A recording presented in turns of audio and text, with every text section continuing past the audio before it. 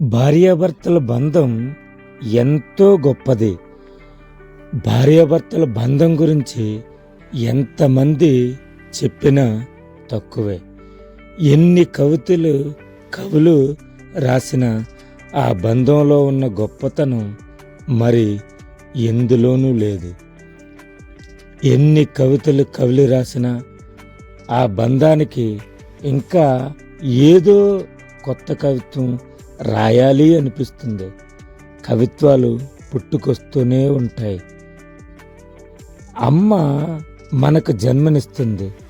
భార్య ఆజన్మాంతం ప్రేమిస్తుంది. అమ్మ లేకుండా మనకు జన్మ లేదు.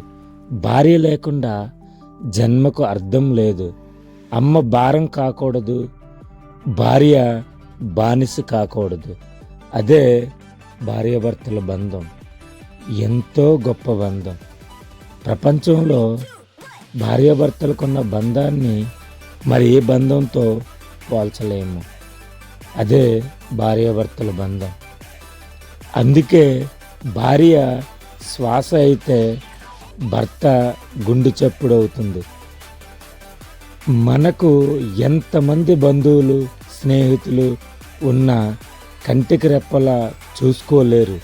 అలా భార్యాభర్తలు మాత్రమే ఒకరినొకరు చూసుకోగలరు.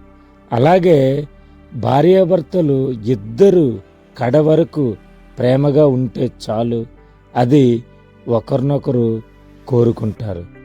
అలాగే భర్త చేసే త్యాగాలు ఎవరూ చేయలేరు. భార్య పంచే ప్రేమను ఎవరూ పంచలేరు.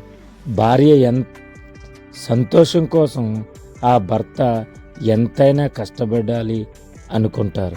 అలాగే ఏది ఆశించకుండా జీవితాంతం భర్త కోసం ఎదురు చూసేది, బ్రతికేది భార్యే.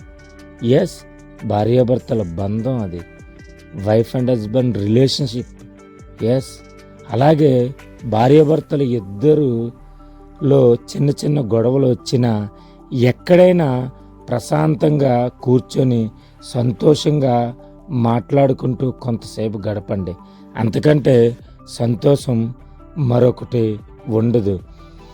ప్రపంచంలో భార్యాభర్తలు అందరూ ఎన్ని కష్టాలు వచ్చినా, చిన్న చిన్న గొడవలు వచ్చినా ఒకరినొకరు అర్థం చేసుకొని సంతోషంగా ఉండాలని మా ఆకాంక్ష.